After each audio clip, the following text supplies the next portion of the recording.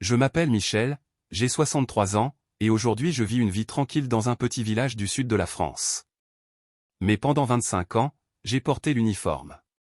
Pendant 25 ans, j'ai été policier. Et ce que je vais vous raconter aujourd'hui, beaucoup préfèrent encore le taire. Je ne cherche pas à choquer, je ne veux pas détruire une institution, mais après toutes ces années, après tout ce que j'ai vu, tout ce que j'ai vécu, je ne peux plus garder le silence. Il y a des nuits où je me réveille encore en sueur, où les images reviennent, où les visages me hantent. Et je me dis que si je ne parle pas maintenant, je ne le ferai jamais. Alors voilà, je vais vous raconter ce qui se passe vraiment dans les coulisses, ce que le grand public ne voit jamais, ce que même nos familles ignorent. Je vous préviens, ce ne sera pas facile à entendre. Mais c'est la vérité. Ma vérité. Et elle commence par un soir de décembre 1998, quand j'ai trouvé un de mes collègues dans les vestiaires, son arme de service à la main, les yeux vides, prêt à en finir. Ce soir-là, j'ai compris que quelque chose n'allait pas dans ce métier. Vraiment pas. Laissez-moi vous ramener au début. Je suis né dans une famille modeste, mon père était ouvrier dans une usine textile, ma mère femme de ménage. Nous habitions dans une cité ouvrière près de Lyon, où tout le monde se connaissait, où les portes restaient ouvertes, où les valeurs étaient simples, le respect, l'honnêteté, la solidarité. Mon père me disait toujours, « Michel, dans la vie, tu dois choisir un camp, celui du bien ou celui du mal, il n'y a pas de milieu. » Ces mots sont restés gravés en moi. Quand j'avais 12 ans, notre quartier a connu une vague de cambriolage. Les familles avaient peur, les personnes âgées n'osaient plus sortir le soir. Et puis un jour, un jeune brigadier est venu dans notre école pour parler de prévention. Je me souviens encore de son uniforme impeccable, de sa posture droite, de son regard franc. Il nous a parlé de justice, de protection, de service public. Ce jour-là, j'ai su ce que je voulais faire de ma vie. Je voulais être comme lui. Je voulais protéger les gens. Je voulais faire la différence. À 18 ans, j'ai passé les concours. Ma mère pleurait de fierté quand j'ai été accepté. Mon père m'a serré dans ses bras comme il ne l'avait jamais fait. Pour eux, j'allais devenir quelqu'un. Pour moi, j'allais réaliser un rêve. Je pensais que j'allais sauver des vies, arrêter les méchants, rendre justice aux victimes. J'avais une vision romantique, presque naïve du métier. Je croyais aux films, aux séries, aux discours officiels. Je croyais que la police, c'était une grande famille unie par les mêmes valeurs. Mais la réalité, elle était bien différente. Les premiers mois à l'école de police ont été un choc. La formation était dure, très dure. Physiquement, mentalement, émotionnellement. On nous apprenait à obéir sans réfléchir, à suivre les ordres, à ne jamais remettre en question la hiérarchie. On nous répétait sans cesse, ici, on ne pense pas, on exécute. Le ton était militaire, presque brutal. Certains instructeurs prenaient plaisir à nous humilier, à nous casser pour mieux nous reconstruire, disait-il. Je me souviens d'un sergent qui criait en plein visage des recrues, « Vous n'êtes rien, vous ne valez rien, et vous ne vaudrez jamais rien si vous ne devenez pas des machines. » Au début, j'ai cru que c'était nécessaire, que ça faisait partie de l'apprentissage. Mais avec le temps, j'ai compris que ça créait quelque chose de malsain, une culture du silence, de la soumission aveugle, de la dureté. On nous apprenait à ne jamais montrer nos émotions, à ne jamais craquer, à ne jamais parler de ce qui nous touchait. Un bon policier, c'est un policier qui ne ressent rien, qui ne doute jamais, qui fonce. Mais moi, je ressentais tout. Et j'ai vite compris que ça allait être un problème. Ma première intervention sur le terrain, c'était lors d'un stage pratique. On a été appelé pour un accident de la route. Quand nous sommes arrivés, j'ai vu une voiture complètement écrasée contre un arbre. Le conducteur était mort, son corps coincé dans la ferraille, le visage méconnaissable. Il y avait du sang partout. L'odeur était insoutenable.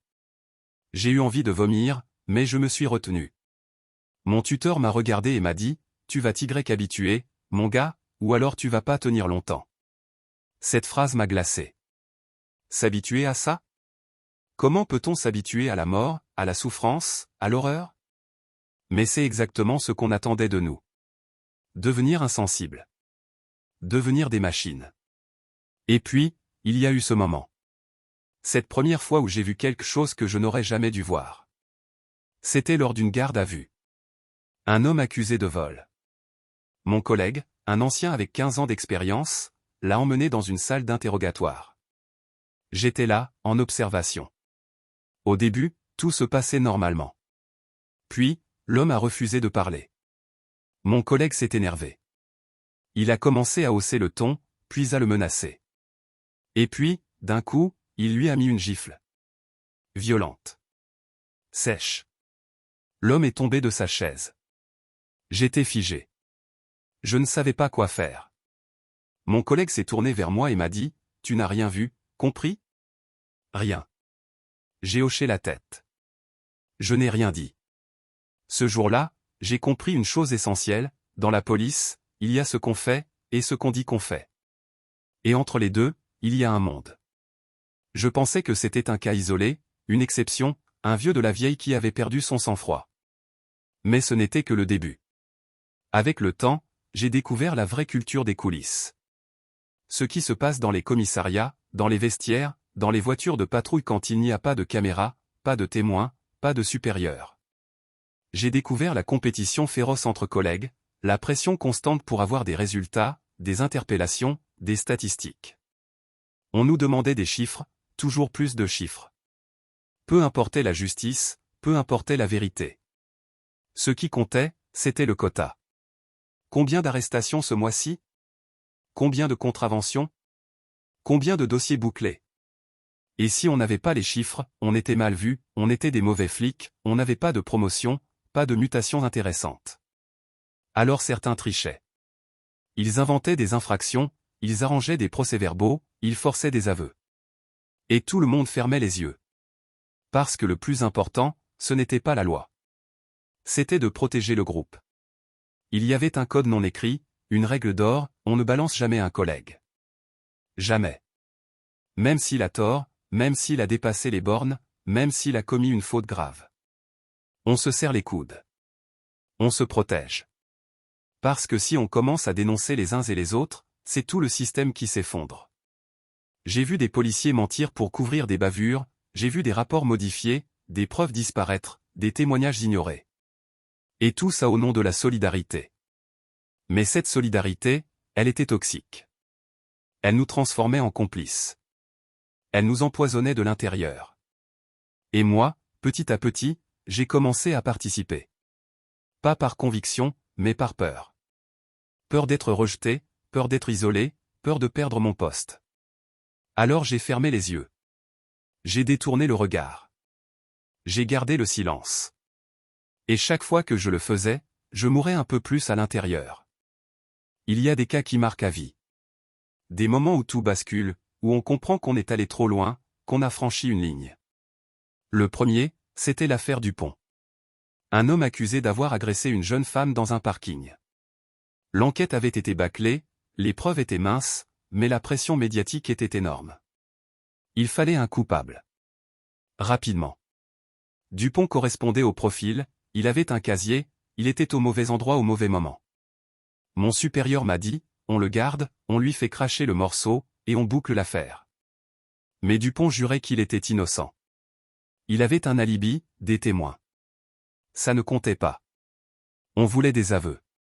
Alors on l'a gardé en cellule pendant des heures, on l'a épuisé, on l'a déstabilisé, on lui a fait peur. Et finalement, il a craqué. Il a signé. 2 ans plus tard, on a découvert que le véritable agresseur était quelqu'un d'autre. Dupont était innocent. Mais lui, il avait déjà purgé 18 mois de prison. Sa vie était détruite. Son mariage brisé. Sa réputation anéantie. Quand j'ai appris la vérité, j'ai voulu parler, dénoncer ce qui s'était passé. Mais on m'a fait comprendre que ce serait une très mauvaise idée. Que ça retomberait sur moi, sur ma carrière, sur ma famille. Alors j'ai encore une fois fermé ma gueule. Et cette décision, elle me hante encore aujourd'hui. Le deuxième cas, c'était une opération qui a failli très mal tourner. On devait interpeller un réseau de trafiquants de drogue dans une cité sensible. Le plan était mal préparé, les renseignements approximatifs, mais les ordres étaient clairs, on y va. On est entré en force, gilet pare-balles, armes sorties. Mais on s'est trompé d'appartement. On a défoncé la porte d'une famille innocente. Un père, une mère, 3 enfants. Les gosses hurlaient de terreur. La mère pleurait. Le père nous suppliait de partir. On a réalisé l'erreur, mais il était trop tard. Les dégâts étaient faits. La porte cassée, les enfants traumatisés, la famille terrorisée. Et vous savez ce qu'on a fait? On a écrit dans le rapport que la famille avait refusé d'ouvrir, qu'on avait des raisons de croire qu'il y avait un danger immédiat. On a menti. Encore. Pour protéger notre peau. Pour éviter les questions. Pour éviter les sanctions. Cette nuit-là, je n'ai pas dormi.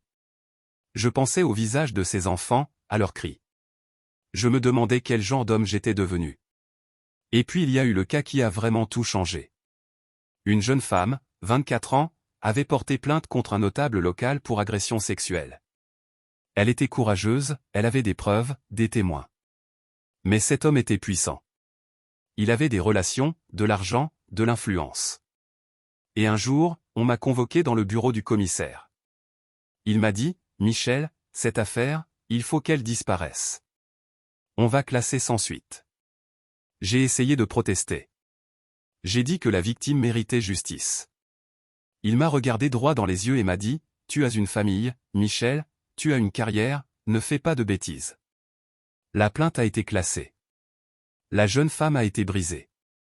Et moi, j'ai commencé à douter. Vraiment douter.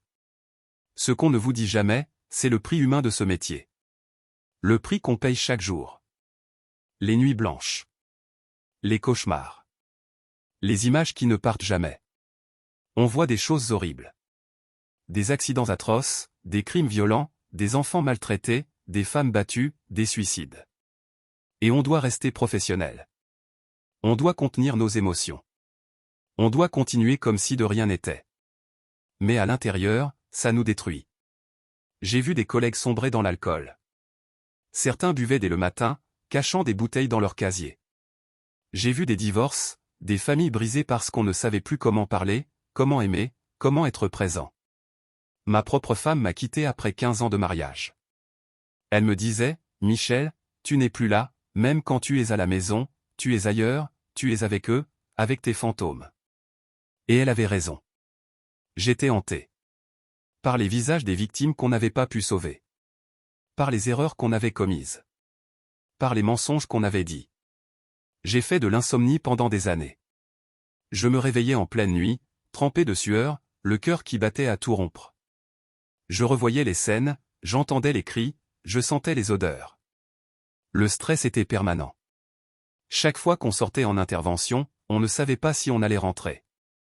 Chaque fois qu'on frappait à une porte, on ne savait pas ce qui allait se passer. La peur était constante. Mais on ne pouvait pas en parler. Parce qu'un bon flic, il n'a pas peur. Un bon flic, il ne craque pas.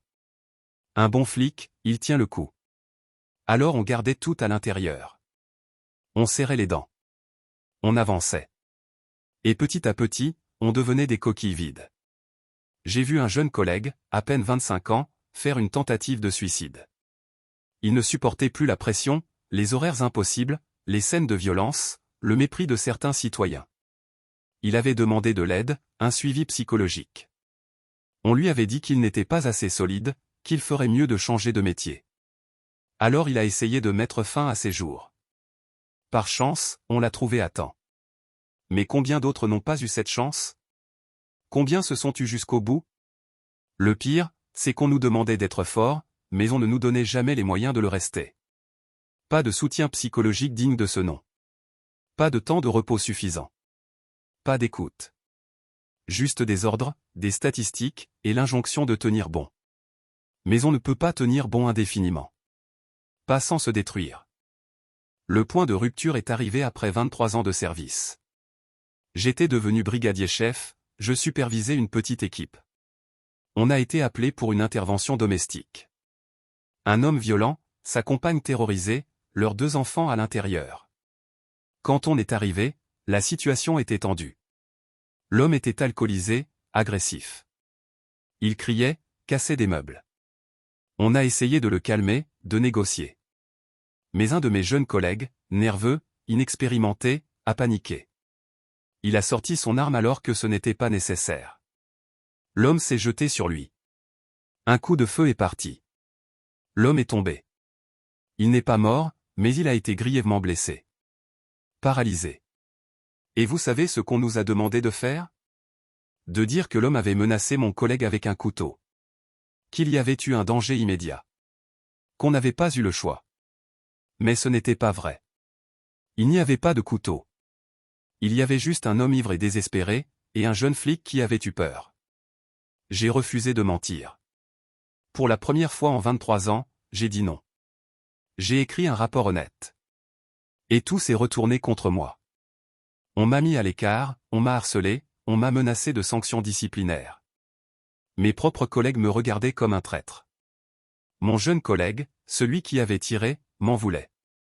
Mon supérieur m'a dit que j'avais trahi l'esprit de corps. Mais moi, je ne pouvais plus. Je ne pouvais plus mentir, plus fermer les yeux, plus être complice. Cette nuit-là, j'ai pris ma décision. Je ne peux plus. Ces 3 mots résonnaient dans ma tête. Je suis rentré chez moi, j'ai regardé mon reflet dans le miroir, et je ne me suis pas reconnu. Qui étais-je devenu? Que avais-je fait de mes principes, de mes valeurs, de mes rêves? J'avais voulu être du côté du bien, mais je m'étais retrouvé dans une zone grise, sombre, où la fin justifiait les moyens, où le mensonge était devenu normal, où l'injustice se cachait derrière l'uniforme. Je ne voulais plus faire partie de ça. Quitter la police après 25 ans, ce n'est pas facile. C'était toute ma vie, toute mon identité. Pendant un quart de siècle, j'avais été flic. C'était qui j'étais. Sans l'uniforme, qui serais-je? Mais je savais que si je restais, j'allais y laisser ma peau. Ou pire, mon âme. Alors j'ai demandé ma mise à la retraite anticipée. Ça a pris des mois, des procédures, des entretiens. Certains ont essayé de me retenir, d'autres étaient contents de me voir partir. Le jour de mon départ, il n'y a pas eu de pot de départ, pas de discours, pas de remerciement. Juste un formulaire à signer et une tape sur l'épaule. 25 ans de service, et c'était tout ce que je méritais. Les premiers mois après mon départ ont été terribles. Je ne savais plus qui j'étais. Je n'avais plus de routine, plus de mission, plus de collègues. J'étais perdu. Les cauchemars ont continué, même pire qu'avant. Maintenant que je n'avais plus rien pour me distraire, tout remontait à la surface. Les visages, les voix, les scènes. Je revoyais Dupont, l'homme innocent que j'avais contribué à enfermer. Je revoyais la jeune femme dont la plainte avait été classée. Je revoyais tous ces moments où j'aurais pu agir différemment, où j'aurais pu dire non, où j'aurais pu être plus courageux. La culpabilité me rongeait. J'ai fait des crises d'angoisse. J'ai consulté un psychologue.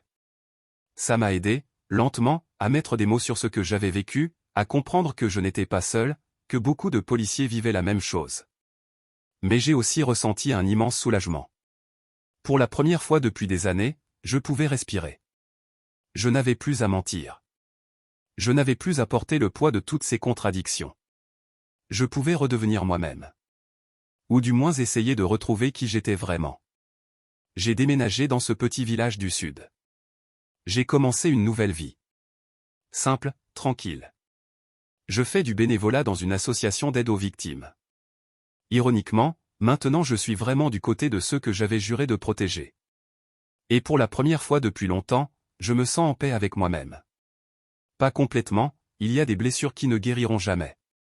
Mais au moins, je peux me regarder dans le miroir. Alors voilà ce que j'ai réellement vu en 25 ans dans la police. J'ai vu des hommes et des femmes qui voulaient sincèrement faire le bien, mais qui ont été broyés par un système qui privilégie les résultats sur la justice, qui protège l'institution avant les citoyens, qui impose le silence plutôt que la vérité. J'ai vu des policiers extraordinaires, courageux, dévoués, qui risquent leur vie chaque jour et qui ne demandent rien en retour. Mais j'ai aussi vu le côté sombre, celui dont personne ne parle. La violence cachée, les abus de pouvoir, les mensonges institutionnels, le mépris pour les plus faibles, la corruption tranquille qui ronge le système de l'intérieur. J'ai vu des innocents condamnés parce qu'il fallait des chiffres. J'ai vu des coupables protégés parce qu'ils avaient les bonnes relations. J'ai vu des collègues se détruire parce qu'on leur refusait le droit d'être humain. J'ai vu la solitude, l'épuisement, le cynisme remplacer l'idéalisme. J'ai vu des familles détruites, des vies brisées, des carrières sacrifiées. Et j'ai vu le silence. Ce silence pesant, omniprésent, qui étouffe tout. Ce silence qui protège les coupables et qui abandonne les victimes. Ce silence que j'ai moi-même gardé pendant trop longtemps. Mais aujourd'hui, je romps ce silence. Pas pour salir l'uniforme, pas pour cracher sur mes anciens collègues, mais pour dire la vérité. Pour que ceux qui portent encore cet uniforme sachent qu'ils ne sont pas seuls. Pour que ceux qui doutent, qui souffrent, qui n'en peuvent plus, sachent qu'il est possible de partir, de reconstruire, de retrouver sa dignité. Pour que les citoyens comprennent que derrière l'uniforme, il y a des êtres humains, fragiles, faillibles, qui font de leur mieux dans un système qui ne leur laisse pas beaucoup de choix. Si je parle aujourd'hui, c'est pour que ceux qui portent encore cet uniforme n'aient plus à tout supporter seuls. C'est pour qu'on arrête de demander aux policiers d'être des machines. C'est pour qu'on leur donne le droit d'être humain, de douter, de craquer, de demander de l'aide. C'est pour qu'on change ce système qui les broie autant qu'il broie ceux qu'ils sont censés protéger. La chose que je voudrais que le public sache, c'est que la plupart des policiers sont des gens bien. Ils veulent vraiment protéger, servir, aider. Mais ils évoluent dans un système qui ne leur en donne pas toujours les moyens. Un système qui les met sous pression constante, qui les épuise, qui les déshumanise. Et quand vous croisez un policier dans la rue, rappelez-vous qu'il porte peut-être le poids de choses que vous ne pouvez même pas imaginer. Qu'il a peut-être vu des horreurs ce matin même. Qu'il a peut-être une famille qui l'attend à la maison et qui s'inquiète chaque fois qu'il part travailler. Qu'il est peut-être à bout, au bord de craquer, mais qu'il continue parce qu'il pense que c'est son devoir. Soyez indulgents. Soyez humains. Avec eux, comme avec tous ceux qui souffrent en silence. Et la chose que je n'oublierai jamais, c'est le visage de ce jeune collègue dans les vestiaires, son arme à la main, les larmes qui coulaient sur ses joues. Je l'ai pris dans mes bras ce soir-là. Je lui ai enlevé son arme. Je lui ai dit que la vie valait la peine d'être vécue, même quand tout semble noir. Aujourd'hui, il a quitté la police lui aussi. Il va mieux. Et chaque fois que je pense à lui, je me dis que si j'ai pu sauver ne serait-ce qu'une vie, alors toutes ces années n'auront pas été complètement vaines. Voilà mon histoire. Voilà ma vérité. Et maintenant, elle est vôtre.